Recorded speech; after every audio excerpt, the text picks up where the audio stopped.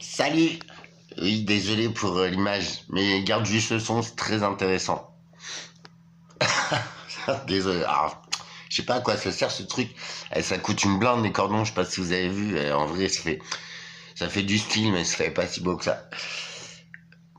Comme promis, hier, je vais vous parler d'un alignement de planètes qui est bien spécifique, de 4 planètes gazeuses de notre système solaire.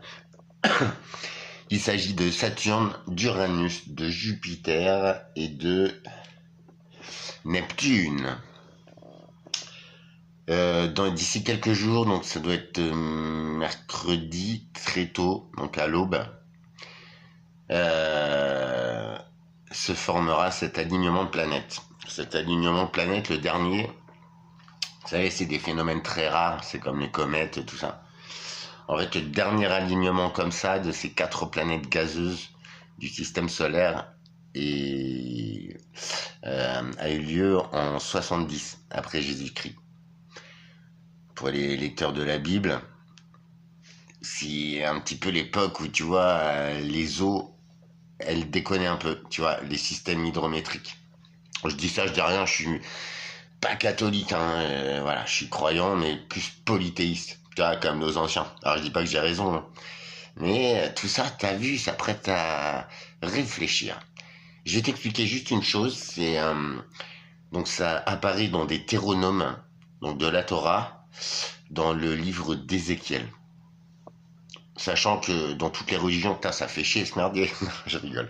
Dans toutes les religions, en vrai, c'est les mêmes écritures, hein, c'est les mêmes sources. Après, elles ont été traduites et tout, et en cela, ouais, l'histoire c'est zéro, c'est ce qu'on veut bien nous raconter. Par contre, quand des grands philosophes comme ça, c'est même plus que ça, c'est des, bref, j'ai perdu le mot. Comme Jésus-Christ, tout ça, tu vois, c'était des prophètes, ouais, voilà. Et quand dans leurs bouquins, parce qu'eux, ils étaient très planètes et tout, hein. Ils savaient lire les étoiles et tout.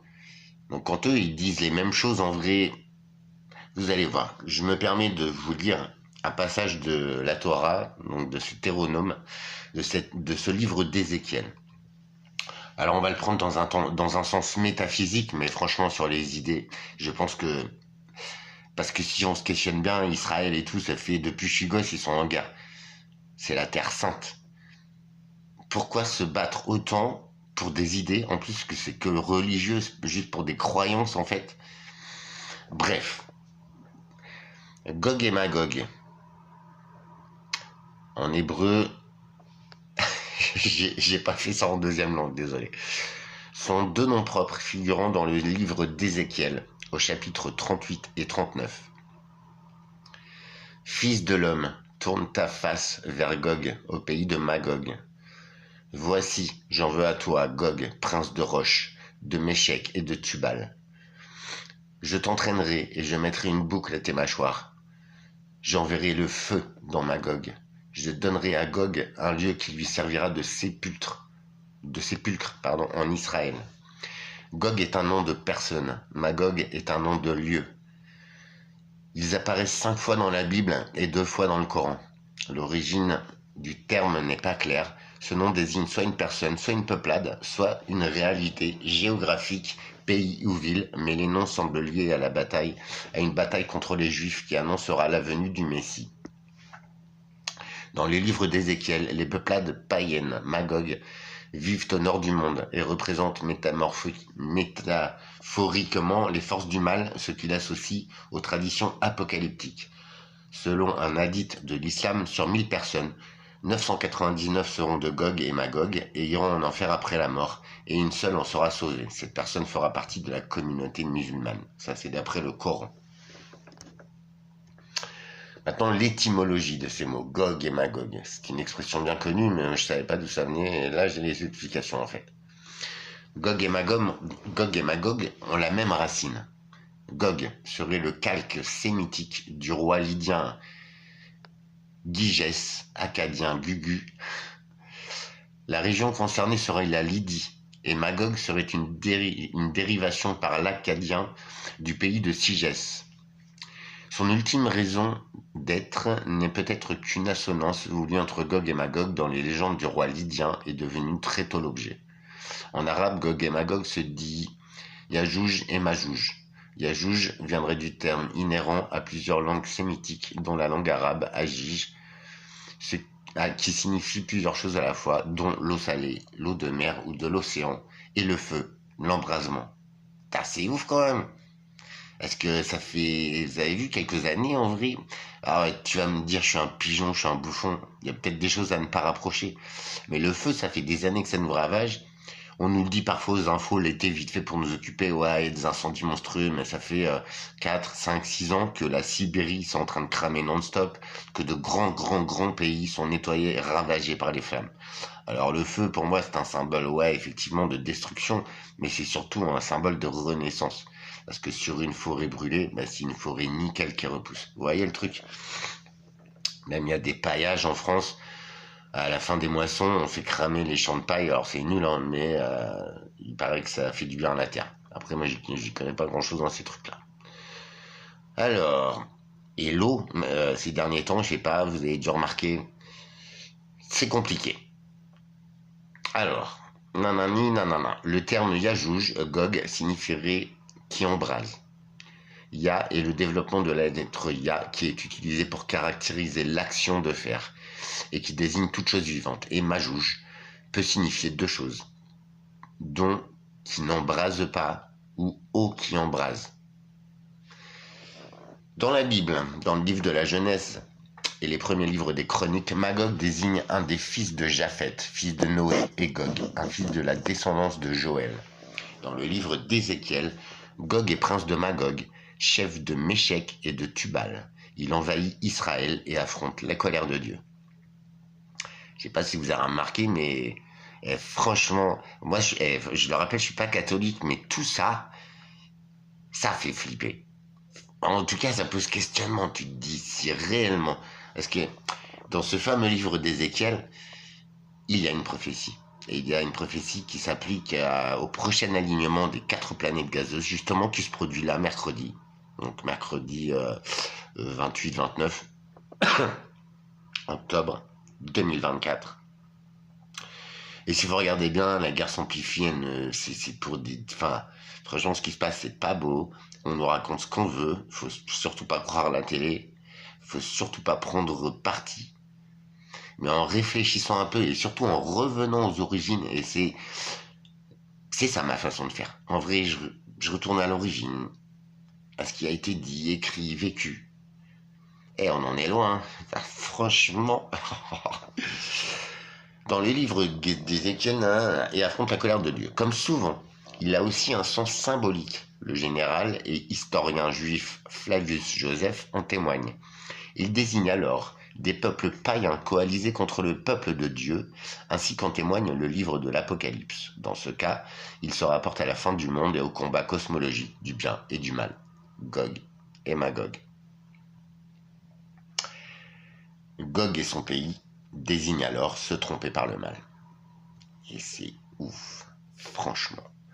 Parce que entre Trump et quelqu'un qui est né en Palestine, en Terre Sainte, et nanani nanana, et chacun sa culture, chacun sa religion, chacun sa croyance, on va pas se foutre sur la gueule comme pour ça. Franchement, mais c'est aberrant, les gars. Enfin, franchement, quoi. Et bon, vas-y. Franchement, ça me fait tilter, c'est pour ça que je vous en parle. J'ai vu les infos hier, je les ai recroisées. Là, je découvre, en même temps que vous. Ça fait flipper. De toute façon, on s'en fout, hein, mais je veux dire, peut-être, en voyant tout ça, peut-être devrions-nous prendre le temps de vivre aujourd'hui, d'aimer ceux qui nous entourent, de vraiment œuvrer pour le bien et faire que du bien dans nos journées, être attentif à ça. Dire les choses, mais pas méchamment, en bien, tu vois. Et même si on est con à la base, eh bien, ce jour-là, on peut faire le jour de la gentillesse envers ceux que tu aimes. Non. Il désigne alors des peuples païens dans ce qu'elle se rapporte à la fin du monde. On se retrouve Gog et Magog dans l'Apocalypse de Jean. Alors vous voyez, déjà, ça fait 3-4 ouvrages où on retrouve ces termes-là, où on retrouve la force du bien contre le mal, nanani. Et il y avait une autre prédiction que je connais depuis très longtemps. C'était quand le temple de Salomon aura fini d'être construit pour la 3e fois, donc ce qui est le cas depuis quelques mois, depuis le début des guerres, soi-disant Gog et Magog, le Messie, le bien, le mal. Ce ne sont que des prophéties. Je ne suis pas croyant, je te le rappelle. Mais quand même, quand t'as 3-4 mecs qui a 3000 ans et t'ont dit ça et 2000 ans, fatalement j'ai plus confiance en eux, tu vois, qu'en BFM TV. Tu vois, je dis ça, je dis rien. Enfin si, je dis, et je te fais chier, bah, c'est cool. Apprends avec moi, jeune Panawan, je suis ton prof d'histoire, mais réel. Enfin, ce sont que des traductions d'écrits, hein. Mais en vrai, les idées, elles sont là, hein. Et c'est dans tous les ouvrages, dans la Torah, dans l'Islam, dans le Coran, dans la Bible, dans le livre d'Ézéchiel, dans le livre de l'Apocalypse. Ça fait flipper. Bref. Et dans l'Apocalypse de Jean aussi. Quand les 1000 ans seront accomplis, Satan sera relâché de sa prison. Et il sortira pour séduire les nations qui sont aux 4 coins de la terre, Gog et Magog, afin de les rassembler pour la guerre. C'est Épître 20-7, je crois. Je sais pas comment on appelle ça, bref, on s'en fout. Vite fait. T'as rien entendu. Et tu peux rager dans les coms. Si l'on veut essayer de préciser l'ère géographique désignée, il faut remarquer que les fils de Japheth sont souvent associés avec l'Asie mineure.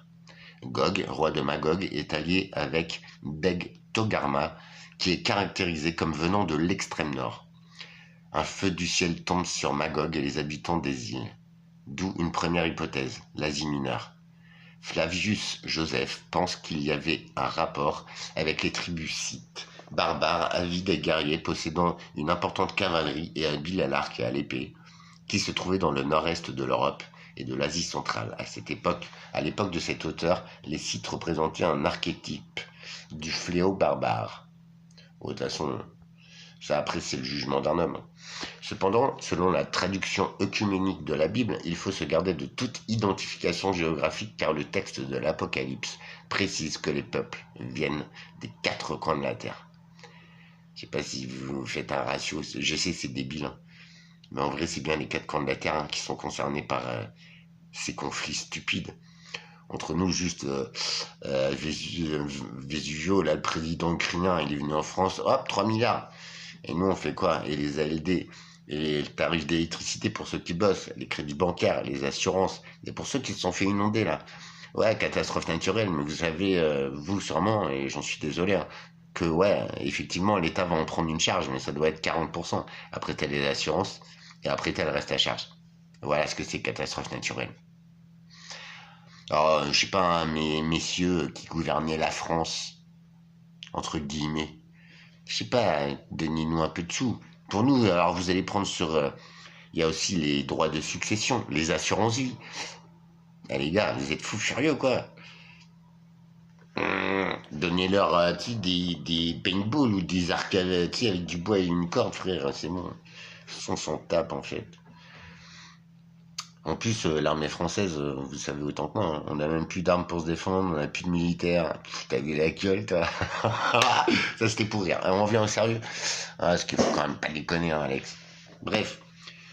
Selon le Malbim, la guerre évoquée au chapitre 38 du livre d'Ézéchiel sera précédée d'un affrontement entre le monde d'Édom, c'est-à-dire Rome, et par extension l'Occident, et celui d'Ismaël, c'est-à-dire le monde islamique.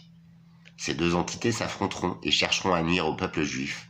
Puis, dans la phase finale de ce conflit, 70 nations viendront livrer la guerre à Jérusalem, aux Machias, et tenteront de détruire le peuple juif. Ça pue du cul. Je vous rappelle que Jésus était juif. Merde, ça ne l'empêche pas d'être un homme saint, et puis juif, ça veut dire quoi? C'est un homme, tu vois, et ils sont sur leur terre. Tout ça, moi, ça me fait penser un petit peu à l'ambiance générale. J'ai peut-être tort, et j'espère. En tout cas, c'est pour mercredi matin, dans l'alignement des planètes. Et on sait depuis les Égyptiens, depuis les Mayas, eux savaient déjà lire l'alignement des planètes et prévoir ce qui allait se passer comme climat, comme régime social, comme énergie pour l'année prochaine. Je dis ça, je dis rien. avec nos astrologues à 2 balles, frère. Ouais, ils me disent que financièrement ça va s'arranger. Je te cache pas que je suis bloqué, les projets sont en stand-by, je sais pas quoi faire. J'ai un petit passage de tribunal. Enfin bref, la vie s'occupe de ma peau, hein, faut pas croire. Hein. Si je suis là, c'est... Bref, pour essayer qu'on retrouve tous l'amour de soi, la paix, juste une journée. Et je suis sûr que ça, en prenant compte de tout ça, ça peut pas faire de mal à l'avenir de la planète, mais surtout à l'avenir humain. Parce que je vous rappelle que on est des humains. Référence dans l'islam, ils sont aussi connus sous le nom de Yajouj et Majouj dans la relation islamique. Ce sont 2 peuples apparaissant comme un signe apocalyptique. Ils sont cités au verset 92-99 de la sourate 18, dans laquelle le récit des 2 peuples venant du nord et attaquant Israël à la fin des temps est repris. D'où Icarniagne, désolé pour l'accent, découvrant une terre dévastée par Gog et Magog, Yajouj et Majouj en arabe, construit une digue, Radm, R-A-D-M, qui ne puisse être escaladée ou ébréchée. Néanmoins, il prédit que ce mur serait réduit en poussière à la fin des temps. Dans la sourate 21, le rôle de Gog et Magog est plus général. L'invasion par Gog et Magog est interprétée comme un des signes de la fin des temps. Les commentateurs ont enrichi ce récit d'autres renseignements empruntés à la littérature merveilleuse médiévale. Ainsi, le pays de Gog et Magog serait 4 fois plus grand que celui des hommes et aurait une population incalculable. Les récits en font des humanoïdes étranges, hybrides. Selon Tabari, les hordes de Gog et Magog creusent la muraille tous les jours et Allah le répare toutes les nuits. Ce rôle eschatologique de Gog et Magog peut être relié au récit apocalyptique judéo-chrétien. Ce thème, Gog et Magog, était particulièrement apprécié dans la littérature homilétique syriaque, comme dans Éphrem le Syrien. Celui-ci amalgame déjà les données bibliques à la figure d'Alexandre le Grand. C'est là que tout a débloqué. J'ai vu un truc sur Alexandre le Grand. Sans déconner, alors ouais, t'as vu, il a conquis la moitié de la planète. Ça, c'est un bonhomme. Je te rappelle, c'est moi, Alexandre. J'ai oublié d'être grand et c'est pas du tout moi le gars. Mais il prenait la paix. Il disait, je veux gouverner ce monde de paix, d'amour, d'unité. Je te jure, c'est vrai. C'était mon pote, je l'ai vu hier au café. C'est bon, il me l'a dit. Je rigole. Mais selon des sources, c'était un homme pas de guerre. Hein. C'était un conquérant, ouais. Mais de paix, d'amour. Comme les Templiers, comme tous ces gens-là. Ça fait flipper. Il est fort probable que ce récit reprenne un passage du roman d'Alexandre, du pseudo Callisthène. Callisthène, il a des très très bons textes. D'autres éléments non coraniques du récit se retrouvent dans la légende syriaque d'Alexandre au VIe siècle ou dans l'Apocalypse du pseudo-méthode du 7e siècle. Ainsi, le récit coranique est tributaire de l'environnement judéo-chrétien de l'Arabie pré-islamique. Il est aussi le point d'origine de toute une mythologie liée au brassage entre les musulmans et les populations autochtones du premier empire musulman. C'est passionnant, j'adore. Vous voyez, c'est pas... En vrai, je vous promets, c'est impressionnant. Je vois ça au second degré, mais quand on ramène ça à ce qui se passe en ce moment... Ainsi, le couple Gog et Magog aurait-il dès son premier usage biblique un sens de fléau mythique et infernal. C'est ainsi qu'on les associe par la suite aux invasions barbares déferlant sur l'Europe. Maintenant, c'est l'invasion barbare et nous, on y va, quoi. Tu vois, c'est pas bon. Rien ne se résout par la guerre. Et sûrement pas l'Ukraine, sûrement pas Israël, enfin, on le voit, quoi. C'est quoi le délire ? Il n'y a plus de thunes, on bosse tous, on crève tous la dalle, la santé, le moral, on est tous en train de dévisser. Ça sert à quoi de se foutre sur la gueule, ça coûte des milliards, c'est débile, ça n'avancera à rien, et en plus ça nous met grave en danger. Je dis ça, je dis rien. Ainsi, leur représentation se retrouve bientôt en Angleterre où les géants Gog et Magog personnifient les barbares, les barbares autochtones combattant Brutus, le premier roi légendaire des Bretons. Ils sont aujourd'hui considérés comme les gardiens mythiques de la cité de Londres. Saint Ambroise affirme que Gog signifie Goth. Isidore de Séville considérerait les Jets-Goths comme la progéniture de Gog et Magog. À l'origine de l'expansion mongole au 8e siècle, Marco Polo identifie Gog et Magog à Inge-Mugul, soit le peuple kérite, et ONG Khan et les Mongols. C'est ouf, hein? Oh putain. Alors moi, on sort de là, mais je tiens à vous dire, donc alignement de ces 4 planètes le mercredi prochain, là, on est le 26, 27, 28, 29, 30. Peut-être est-ce ça que la Bible, ou certains appellent l'ascension. J'ai réfléchi l'autre fois, et c'est vrai, ce qui m'arrive moi, c'est une prise de conscience. Alors quand on parle d'ascension, c'est peut-être pas cette étape qu'on illustre comme la mort, hein, pour les croyants. Peut-être c'est une élévation du niveau de l'âme, du niveau de conscience, du niveau de vibration de chaque être humain. Et en cela, peut-être qu'il peut y avoir des grands bouleversements, des grands changements. Je continue sur les addictions, je vais me mettre en forme parce que t'as vu, c'est le matin, faut pas m'en vouloir, mais au moins j'ai rien à cacher. Je vous souhaite plein de belles choses, de vous aimer, de vous le dire. Faites-le s'il vous plaît. En plus, c'est le changement d'heure. Reste un petit peu avec ta femme, même si elle te fait un peu, si elle t'embête un peu, aime-la. Dis-lui combien tu l'aimes. Tes enfants aussi. J'espère que j'ai tort. En attendant, vous savez que les planètes, c'est une énergie considérable. Donc la météo, les phénomènes, tout ça, je pense que ça va suivre. C'est comme une équinoxe, comme un solstice, comme les grandes marées. Ça entraîne toujours une modification climatique. Merci d'être là. Bisous Alexandre, bisous à tous. Philippe, merci pour tes coms. Les cigares, ah ouais, merci pour les coms. Mais je suis un fan de cigares, ah, vous avez de la chance. Et tu vois, partager une passion avec son enfant, mais c'est génial en fait, tu vois. Voilà, c'est dommage, c'est des cigares. Je sais pas, tu pourrais collectionner les pétards, la cocaïne. Non, je déconne, c'est de l'humour. Non, cigare, très bonne école, puis très belle consommation de tabac aussi. Il y a des produits un petit peu, tu vois, mais ça c'est pendant la culture des tabacs. Mais après le cigare, mais ouais, j'avoue, c'était ma petite Madeleine de Proust. Alors maintenant, je te cache pas qu'avec un demi-poumon, je savoure, hein, le cigare, mais je n'en fume plus parce que à chaque fois mon demi-poumon il veut se sauver et ça va pas du tout.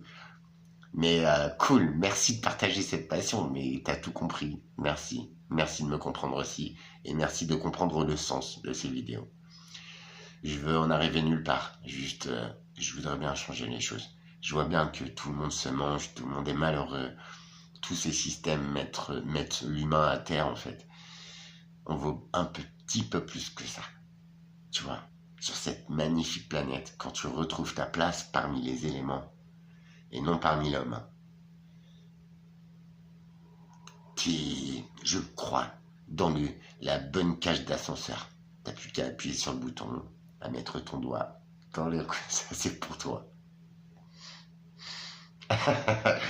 Et rouler bolide, rouler jeunesse. Des grands changements s'annoncent. Prenons-les avec joie, avec confiance.